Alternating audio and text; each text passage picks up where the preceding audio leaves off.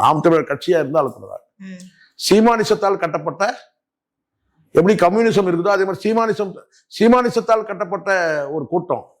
அவளை எளிதாலாம் நீங்க உள்ள போயிட்டு வந்து கேட்டை உடைச்சிட முடியாது. ஒவ்வொருத்தனும் மிருகம் மாதிரி கிளம்புவான். அப்ப என்ன பண்ணுவீங்க நீங்க?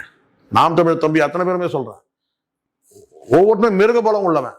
சார் நீங்க இப்ப மிருக பலனோட ஒரு ஞாபகம் வருது. இப்போ வர மாநாட்டுல சீமான் அவங்க வந்துட்டு என்டிஏ சார்பா வந்து மாநாடு நடத்துறாங்க, நம்ம பேசியிருந்தோம். அந்த மாநாட்டுல 234 தொகுதி வேட்பாளரை வந்து அறிமுகப்படுத்த போறேன்னு திரு சீமான் ஐயா சார் இதை இப்ப விஜய் அறிவிக்க சொல்லுங்க. இந்த வேட்பாளர்கள் எந்த அளவுக்கு அவர் செலக்ட் பண்ணிருக்காங்க? இதுதான்மா இவங்க இது ஒரு நாள் செலக்ஷன்ல நடக்கிறது இல்லதாம்மா.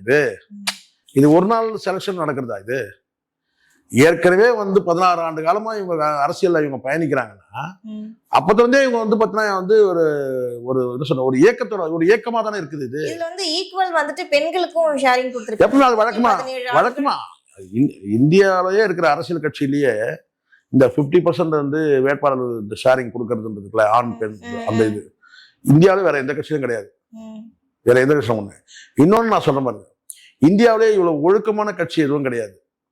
ஒழுக்கமான அதாவது இந்த டிசிப்ளினா வந்து இந்த ஒரு கூட்டங்களை நடத்துறதா இருந்தாலும் போடுறதா இருந்தாலும் இந்த மாதிரி கிடையாது.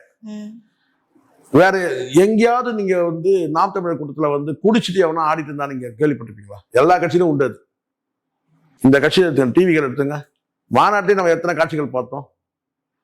நீங்க அந்த மாதிரி காட்சியை நீங்க வந்து நாம் தமிழ்ல பார்க்க முடியுமா? அந்த அளவுக்கு டிசிப்ளின் வந்து மெயின்டைன் பண்ணக்கூடிய ஒரு கட்சி அது.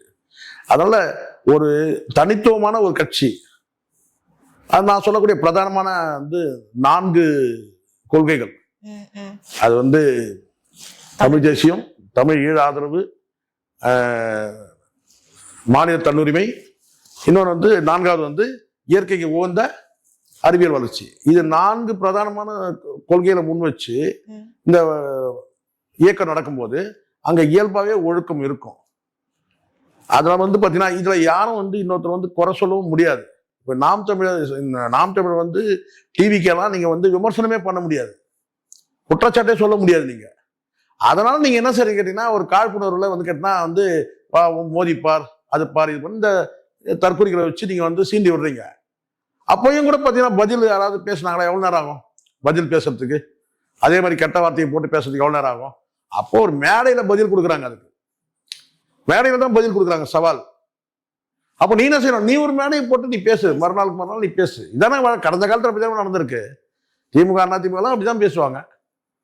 நீ இன்னைக்கு மீட்டிங் பண்ணா அடுத்த வாரம் கவுண்டருக்கு வரும். நீ என்னெல்லாம் பேசிட்டு போறியோ அடுத்த வாரம் கவுண்டர் வந்து